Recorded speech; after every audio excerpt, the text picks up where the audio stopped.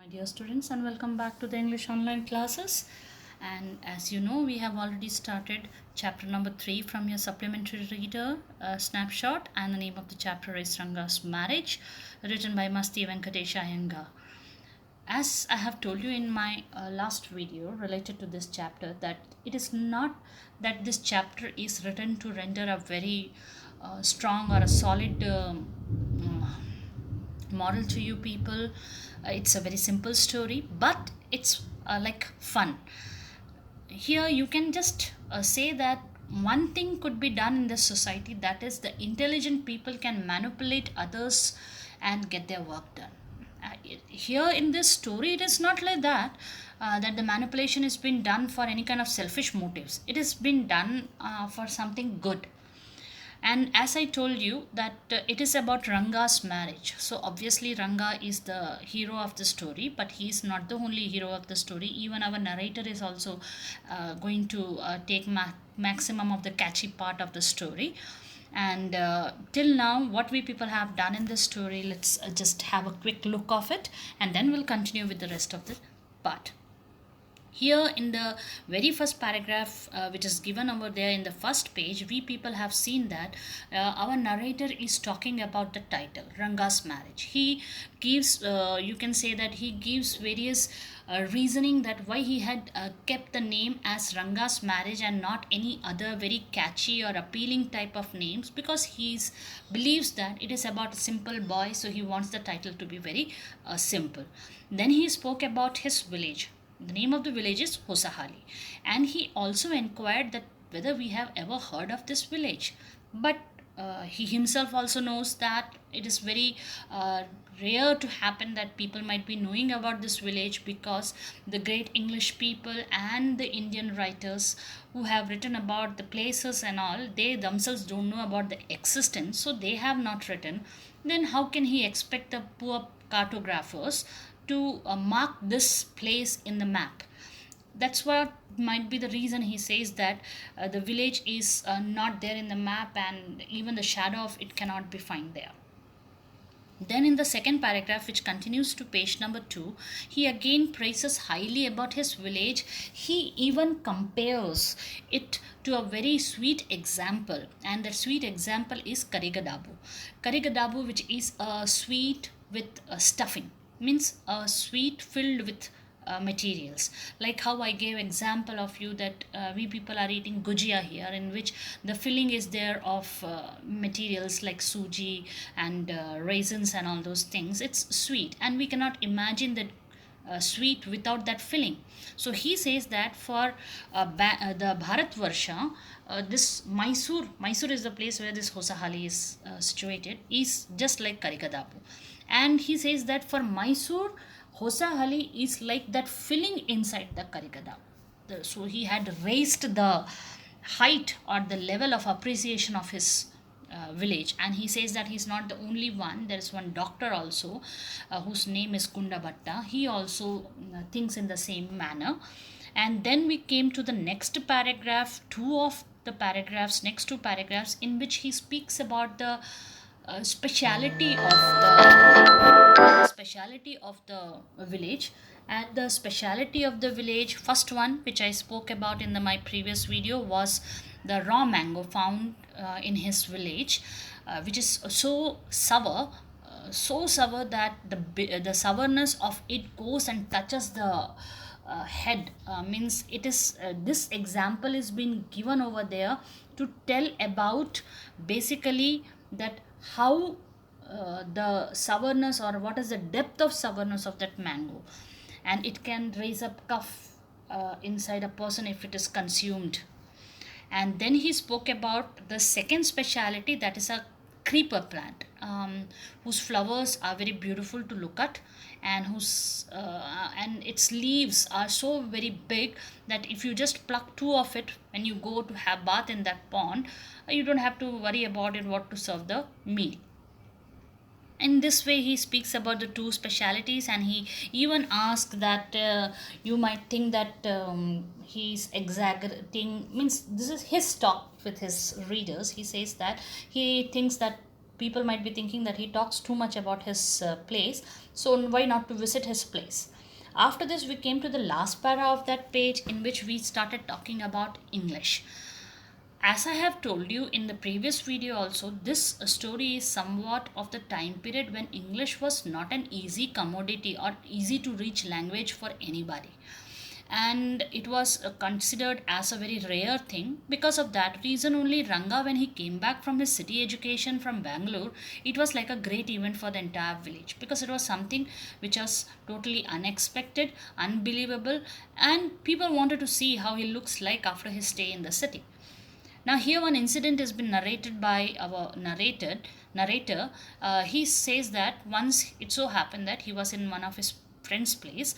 The person's name is Ramarao. Okay, and there his son purchased one bundle of firewood.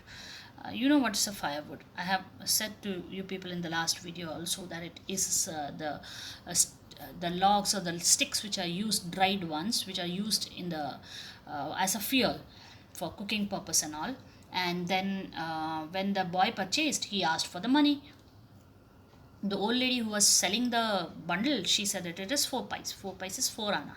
And then the boy, he said in Kannada that see, I don't have change. Everything he said in Kannada, but the word change he said in English. So the old lady, she understood only this much, that he don't have and she must come the next day. So muttering all those things and thinking about that what that word changes, she went away. Even our narrator was also not knowing about it. So he inquired from Ranga, and then Ranga told him what that word change stands for. This is how English was in its time. Now let's continue the chapter. This priceless commodity, the English language, was not so widespread in our village or decade ago. That was why Ranga's homecoming was a great event. People rushed to his doorstep announcing, "The accountant's son has come. The boy who has gone to Bangalore for his studies is here, it seems. And come, Ranga is here. Let's go and have a look." Okay, I already told you people that English was considered to be a very rare and not an easily approached language in those days. We are talking about that time period. And because of that reason, Ranga going to the city for education and coming back was really a great event for the village. It was like people all ran and rushed towards his house, and shouting that the accountant's, shouting in different manner, like as you can see it's given over there, the accountant's son has come, the boy who had gone to Bangalore has come back, come, Ranga is here, let's have a look. It was like he has become a showpiece. Everyone was very eager to see what all changes came. It's natural. Like if you also go out somewhere and after months or maybe a year or two or a 4 plus 5, something like that, a long span, you come back. And then everyone is eager to know whether you have changed, whether you are still the same, whether there is something as a news to hear. So there are lots of things attached to the coming back. And the same thing was with Ranga. So everyone crowded around his house because they wanted to have a look of him. Now, further, attracted by the crowd, I too went and stood in the courtyard and asked, "Why have all these people come? There's no performing monkey here." A boy, a fellow without brains, said loud enough for everyone to hear, "What are you doing here then?" A youngster, immature and without any manners. Thinking of all these things were now of the past, I kept quiet. Okay, it's a really funny incident. Our narrator, when he saw that people were running towards a place, and that was Ranga's house, attracted by the crowd, he too went. Everyone went, he too went. And then standing there in the courtyard, Angan, in the courtyard, he asked, why everyone is crowded away? He also is a part of that crowd. But still he asked, why everyone is crowded over here? There is no performing monkey. यहाँ कोई बंदर का नाच तो नहीं हो रहा, कोई मदारी तो नहीं है. That is what he asked. To that, what answer he got, you see. How he had described it, you see that. A boy, a fellow without any brains. Okay, so a boy replied to his question. And according to the narrator, that fellow is not having any brains.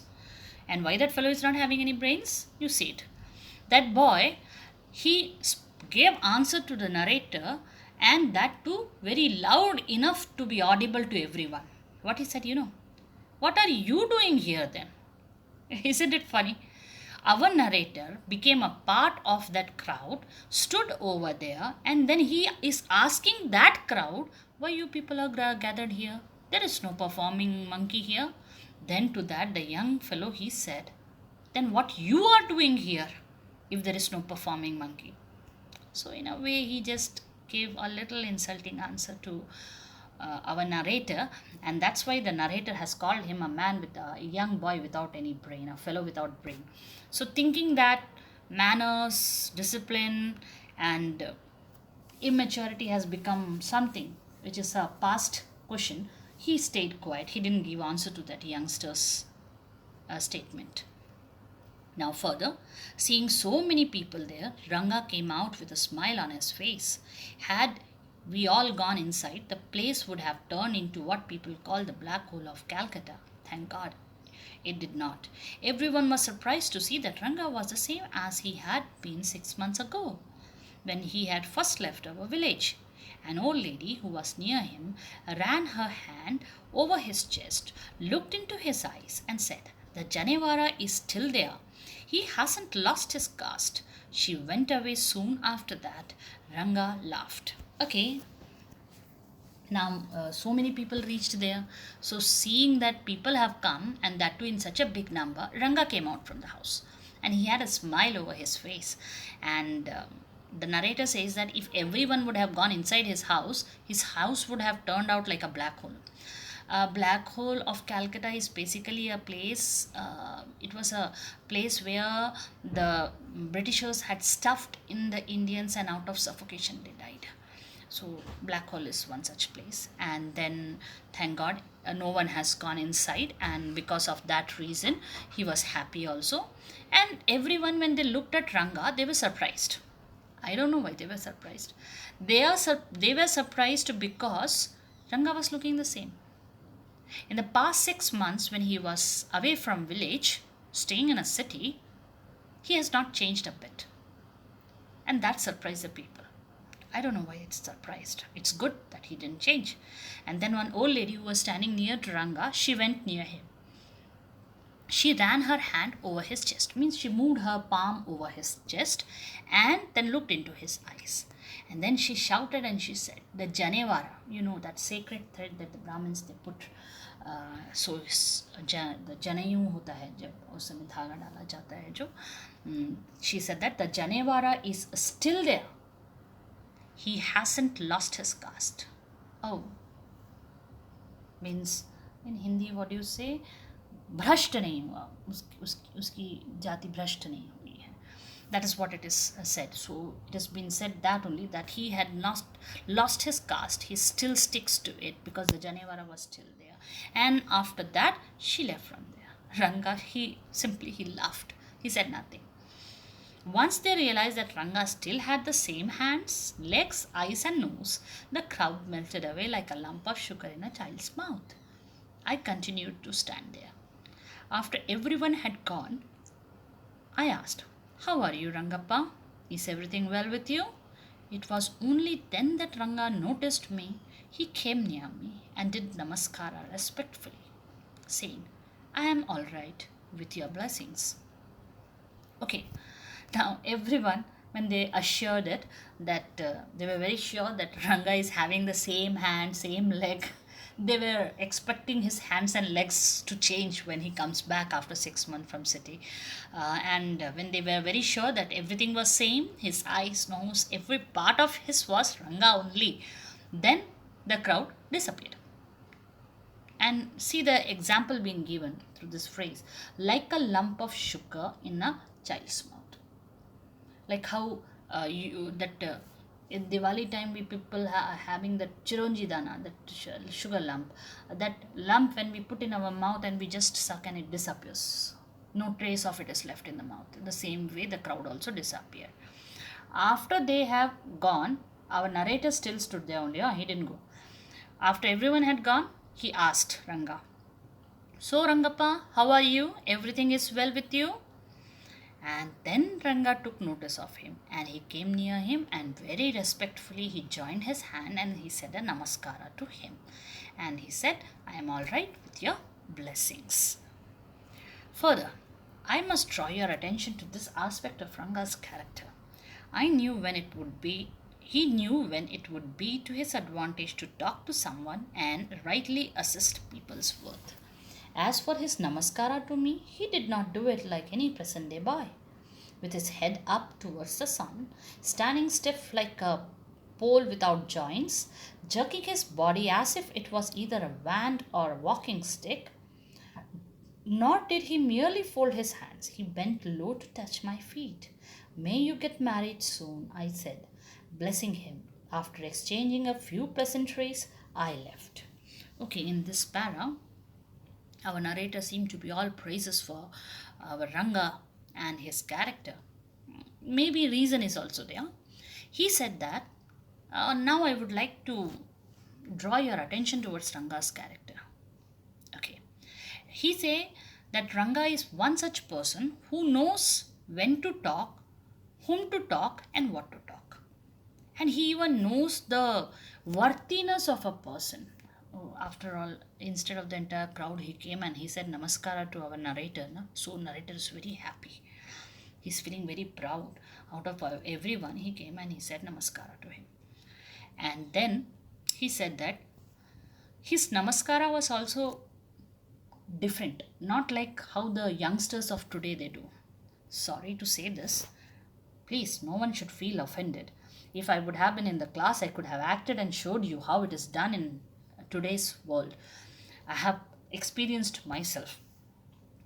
Generally, our Indian culture tells to touch the feet of the elders for blessings, and when after a long time you meet them. And many houses are there where it is a custom to touch the feet daily. But nowadays, how it is done?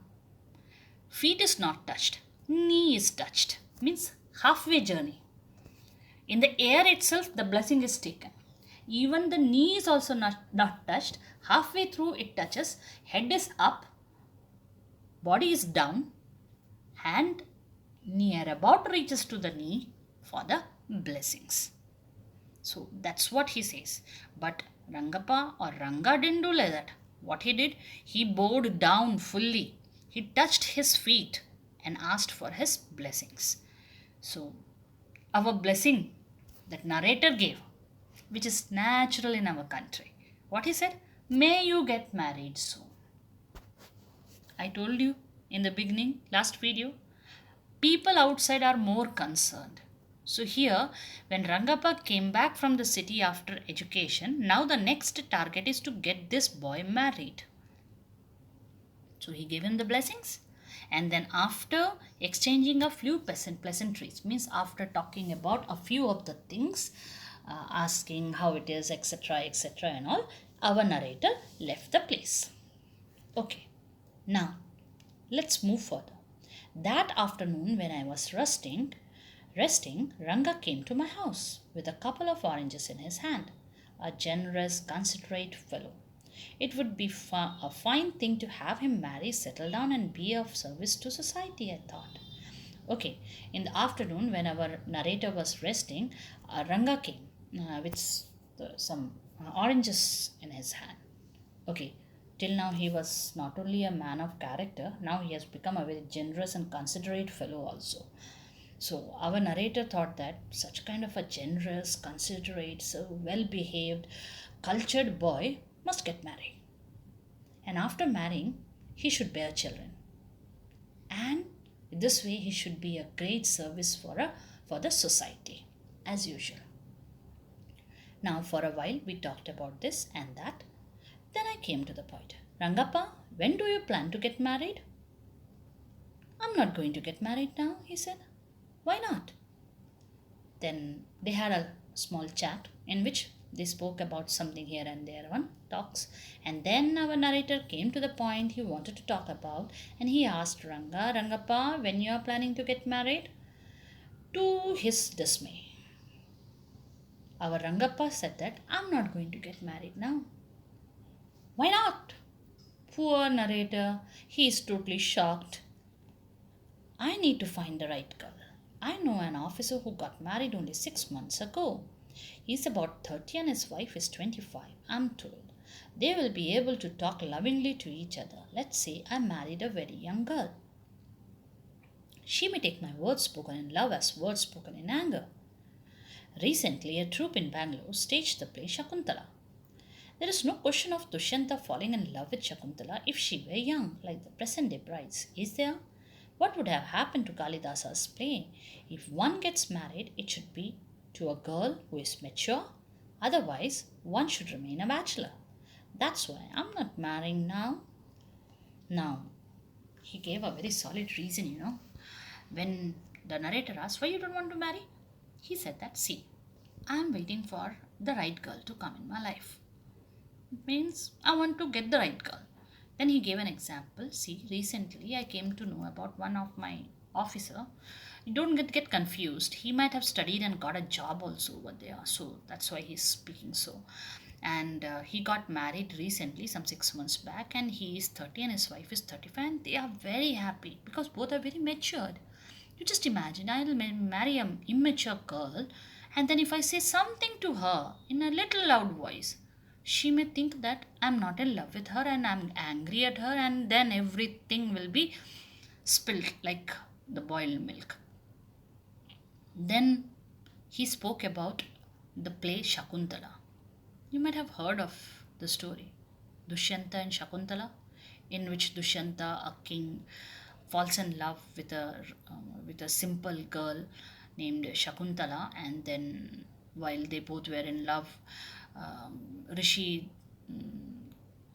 I think Rishi Durvasa came there, and he was very angry when that girl did not pay attention to his arrival, and he cursed them that Dushyanta will forget her. And then, when lots of pleading was done, it was said that when Shakuntala will, or when Dushyanta will see something that he had given to Shakuntala, he will remember her. And the son of theirs is Bharata.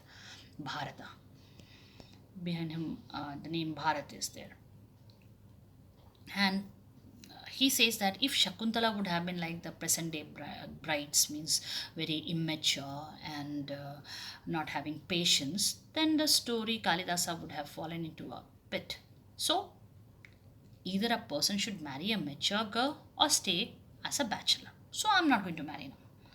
Then our narrator asked, is there any other reason? Then he gave the other reason also. He said, a man should marry a girl he admires. What we have now are arranged marriages. How can one admire a girl with milk stain on one side of her face and wetness on the other, or so young that she doesn't even know how to bite her fingers? One a neem fruit, the other a bitter gourd. Exactly, Ranga said, laughing. I was distressed that the boy who I thought would make a good husband had decided to remain a bachelor.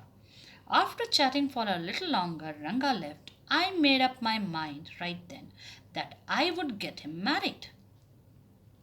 Our narrator asked him another reason, and he gave the reason. He wants to do love marriage. He wants to marry a girl he admires. He don't want to do an arranged marriage in which a girl will be married to him and that girl will be busy in the kitchen and she don't even know how to feel shy in front of her husband and all those kinds of what you can say, the nakras and all that the bride is supposed to show. And then our narrator, he said that, oh, you mean one a name fruit and the other a bitter card? You have heard about this proverb. Ek to karela upar se neem chada. Right, that. Then Ranga also said, exactly. I want to marry a girl who is mature and I want to marry a girl whom I admire.